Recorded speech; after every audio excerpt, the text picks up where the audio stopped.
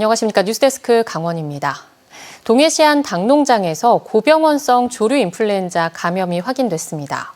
방역당국은 긴급 방역 조치에 착수했고 감염 경로를 밝히기 위한 역학조사에 나섰습니다. 영동 지역 가금 농장에서 고병원성 AI가 확인된 것은 이번이 처음입니다. 김인성 기자가 보도합니다.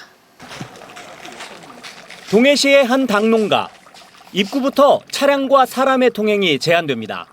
농장 안팎엔 방역복을 갖춰 입은 사람들이 분주히 돌아다닙니다.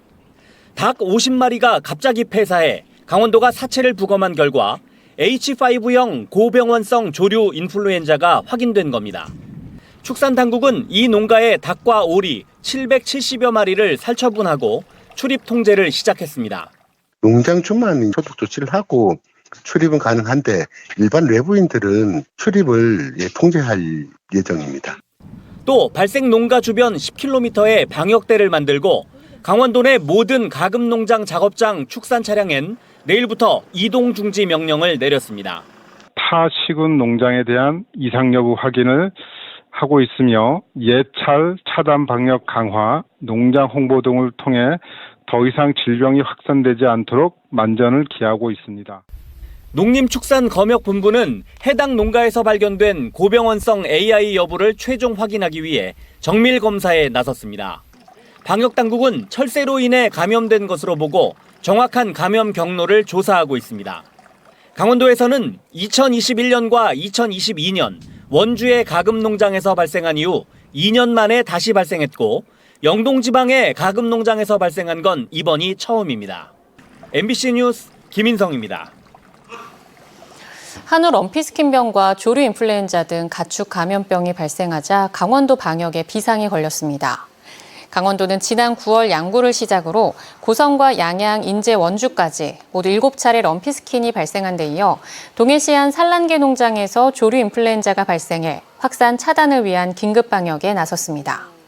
강원도는 통제관을 감염병 발생 농가에 파견해 살처분과 매몰 작업 등을 진행하는 한편 소독과 예찰, 정밀 검사를 실시하고 있습니다. 2022년 12월 강릉에서 발생한 급발진 의심 사고와 관련해 경찰에 이어 검찰도 운전자 할머니에 대해 혐의 없음으로 사건을 종결했습니다. 강릉경찰서는 오늘 춘천지검 강릉지청에 운전자 할머니 송치 요구 불용 결정에 따라 관련 서류를 넘겨받았고 이를 우편으로 전달했다고 유족에게 전했습니다. 지난해 10월 혐의 없음으로 불송치 결정을 했던 경찰은 검찰의 요청에 따라 사건을 재수사 끝에 지난달 혐의 없음, 불송치로 다시 결론 냈고 검찰 역시 기소할 만한 사안이 아니라고 판단해 사건을 종결지었습니다. 2022년 12월 12살 손자를 태우고 운전하던 할머니는 급발진 의심 사고로 차량이 농로로 추락해 손자가 사망하자 과실치사 혐의로 수사를 받아왔습니다. 지역 소멸에 대응한 지역 혁신 중심 대학 지원 체계, 이른바 라이즈 사업이 내년부터 시행됩니다. 교육부 대학재정 지원 사업 권한이 지역에 넘어와 지역과 대학의 동반 성장 방안을 추진합니다. 박은지 기자가 보도합니다. 대학 실습실에서 강릉의 명물인 초당 순두부를 활용한 디저트 개발이 한창입니다. 지역 특산품으로 신메뉴를 만들고 기술을 지역에 이전해 학생에게는 창업의 길을 열어주고 지역에는 경제 활성화를 돕는 겁니다. 내년부터는 이렇게 지역사회와 대학의 협업이 전면에 나서는 라이즈 사업이 본격 시작됩니다.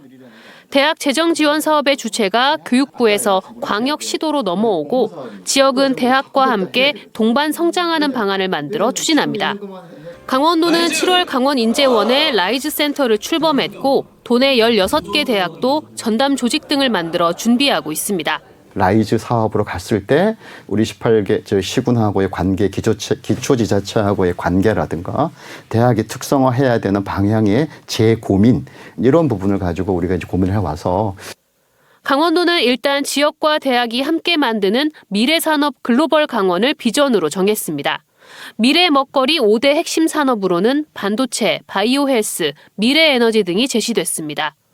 5가지 전략과제도 마련해 강원도형 첨단 산업과 지역 연고 산업 육성, 수요 맞춤형 인재 양성과 재취업, 창업 등을 위한 평생 직업교육 혁신, 사람이 떠나지 않도록 하는 지역 현안 해결과 기술 창업 생태계 조성을 추진합니다. 강원도는 최종안을 다듬는 가운데 전체 시군과 대학이 참여하는 행사를 열어 협업을 유도할 계획입니다. 앞서 시범 사업이 시작된 경북에서는 시군별로 지역 대학이 1대1로 매칭되기도 했습니다. 내년도 사업 추진하는데 이제 지금 가장 중요한 게 이제 대학하고 지역이 이제 소통하고 협력하는 게 매우 중요하다고 생각을 하거든요. 뭐 지역 안에는 그 지역에 있는 뭐 관련 기관, 기업들도 다 포함이 될 거예요. 강원도는 12월쯤 최종 계획을 교육부에 제출할 예정인데 내년 예산은 800억 원 정도로 추정됩니다.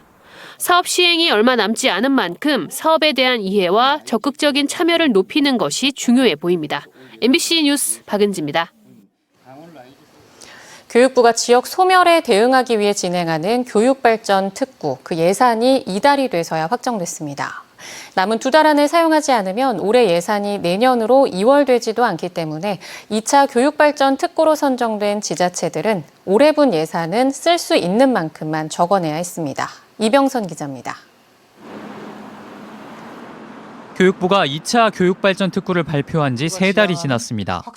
올해 사업을 종료해야 하는 연말이 가까워지고 있지만 2차 특구에 포함된 시군들은 더 분주합니다. 일주일 전에야 특별 교부금이 확정됐고 심지어 아직 돈은 들어오지도 않았는데 2달 만에 돈을 다 써야 하기 때문입니다. 영월의 경우 돌봄, 진로 진학과 관련된 기존 사업에 추가적으로 예산을 투입하면서 마무리할 예정입니다. 기존 사업의 예산이 부족해서 추진하지 못했던 사업들과 추진하고 있는 사업들의 내실을 다질 수 있는 사업들을 선정을 해서 집중적으로 추진하면서 평창도 상황은 비슷합니다. 건물을 리모델링해 실습장을 만드는 걸 제외하면 주로 청소년 체험과 교육 프로그램 등 기존 사업을 확대하는 방향으로 결정했습니다. 평창군 관계자는 시간이 촉박하다 보니 실행부서들이 미리 협력을 해서 어떻게 프로그램을 운영할지에 대한 사전 정지 작업을 끝내두었다며 연말까지는 신청한 예산을 사용할 수 있을 걸로 봤습니다. 회계년도는 1년이 기준이기 때문에 연말까지 제때 사업을 끝내지 못하면 예산이 깎일 위험도 있습니다. 올해 집행이 안 될 게 분명한 예산을 내년까지 쓰게 하는 명시 이월을 해달라고 지자체가 요청했었지만 교육부는 거부했고 불가피한 경우 계약 등 지출을 확정한 상태로 다음 해에 마저 쓸 수 있게 하는 사고 이월도 확답을 받진 못했습니다. 한 지자체 관계자는 사고 이월을 하는 걸 용인할 수는 있는데 성과 분석 때 어떻게 평가받을지는 모른다는 얘기를 들었다며 불이익 가능성도 배제하지 않았습니다. 3년간 100억 지원에 나중에 본특구 지정으로 많은 혜택을 주는 걸로 광고했지만 실제 사업은 2년뿐인 생색내기에 가까워지고 있습니다. MBC 뉴스 이병선입니다. 그동안 강원도에서 개발 사업을 추진하는데 농지 규제에 꽉 막혔던 사업이 적지 않습니다. 하지만 강원특별법을 통해 강원도가 직접 농지 규제를 풀 수 있게 되는데요. 첫 권한 행사로 4개 시군의 개발 사업지가 선정됐습니다. 백승호 기자입니다. 인제 덕산리의 한 부지, 인제군은 이곳에 토속어종 산업화센터 건립을 계획하고 있습니다. 물고기 전시관과 생태 정화 연못을 만들고 주민들을 위한 체육시설과 산책길을 조성합니다. 그런데 8만 7천 제곱미터 부지 모두 농업진흥지역으로 묶여 있습니다. 이른바 절대농지로 농사만 지을 수 있는 땅입니다. 예전 같으면 개발을 포기해야 할 땅이지만 올해 6월부터 강원특별법이 시행되면서 강원도가 이 농지 규제를 직접 풀 수 있는 권한이 생겼습니다. 심의를 통해 농촌활력 촉진지구로 지정하면 농지에도 건물을 세우고 도로를 낼 수 있게 된 겁니다. 여기서 심의 의결된 내용이 만약에 그렇게 의결이 되면 특별자치도가 된 이후 첫 번째 권한 행사가 되는 겁니다. 인제를 포함해 철원과 양구, 강릉 지역 개발 계획이 모두 통과됐습니다. 4개 지자체 사업 부지는 143헥타르, 축구장 200개를 합친 크기입니다. 철원 동송읍 학저수지 주변에는 파크 골프장이 조성되고 양구 해안면 만대리에는 지방정원 조성 사업이 추진됩니다. 농지 효율적 활용 및 기간 단축도를 속도감 있는 개발 프로젝트가 가능하게 되겠습니다. 그동안 강원특별법을 체감할 수 없다는 도민들의 지적이 이어졌지만 이제 본격적인 개발이 시작되면 이들 지역 주민들은 강원특별법 효력을 직접 느낄 수 있을 걸로 예상됩니다. 강원도는 올해 말까지 농촌활력 촉진지구 지정 신청을 또 받습니다. 강원도가 풀 수 있는 절대농지 규모는 4,000헥타르에 달합니다. 강원도가 가진 농촌활력 촉진지구 권한 행사 기간은 앞으로 3년 남짓. 이번 첫 심의에서 풀린 농지 규모가 강원도 권한 행사 농지의 1.5%에 불과해 앞으로 도내 지자체의 지정 신청이 이어질 것으로 전망됩니다. MBC 뉴스 백소입니다. 올해 2분기 기준 89개 인구 감소 지역 가운데 등록 인구 대비 체류 인구가 가장 많은 곳은 양양군으로 나타났습니다. 통계청과 행정안전부가 주민등록 자료와 통신 3사, 카드 4사 등 10개 기관의 자료를 분석한 결과 양양군의 체류 인구가 등록 인구의 17.4배로 가장 컸습니다. 고성군은 15.4배로 전국 3위, 평창군은 12.2배로 5위, 정성군은 8.8배로 8위, 홍천군은 8.6배로 9위로 나타났습니다. 광역시도별 숙박형 체류인구 비중은 강원도가 47.9%로 가장 높았고 충남과 충북, 경북은 35% 안팎을 보였습니다. 삼척시가 국도 7호선 강원대 삼척 캠퍼스 앞 교차로 개선 사업에 따른 차량 안전 운행을 당부했습니다. 삼척시는 올해 3월 착공한 삼척 캠퍼스 앞 교차로 개선 사업을 추진하는 과정에서 횡단 지하보도 설치를 위해 내년 2월까지 일부 구간의 차로를 통제해 차량을 우회시키고 있다고 밝혔습니다. 삼척시는 총 사업비 98억 원을 들여 내년 5월 도민체전 전까지 교차로 개선을 마칠 계획입니다. 환경단체들이 삼척시의회에 맑은 공기를 마실 시민 권리를 보장하는 조례 제정을 촉구했습니다. 동해 삼척 기후위기 비상행동과 삼척 석탄 화력 반대 투쟁위원회는 오늘 삼척시의회 앞에서 기자회견을 열고 영동 지역의 시멘트 공장에서 국내 쓰레기 총량의 약 4분의 1을 시멘트 생산 연료와 원료로 사용해 유해물질이 많이 발생한다고 주장했습니다.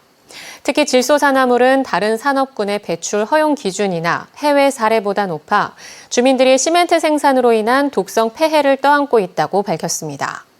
이에 삼척시의회가 나서 관련 조례를 제정하고 유해물질 배출 허용 기준을 강화해 맑은 공기를 마실 권리를 보장하라고 요구했습니다. 오늘 오전 11시 20분쯤 정선군 사부급의 한 석회석 공장에서 작업자 3명이 배전반에 깔렸습니다. 이 사고로 40대와 30대 근로자가 심정지 상태로 병원으로 옮겨졌지만 숨졌고 다른 40대 근로자는 발목을 다쳤습니다. 경찰은 낡은 배전반 교체 작업을 하던 중 배전반이 넘어지면서 이들을 덮쳐 사고가 난 것으로 보고 경위를 조사하고 있습니다. 강원 뉴스 마치겠습니다. 시청해주신 여러분 고맙습니다.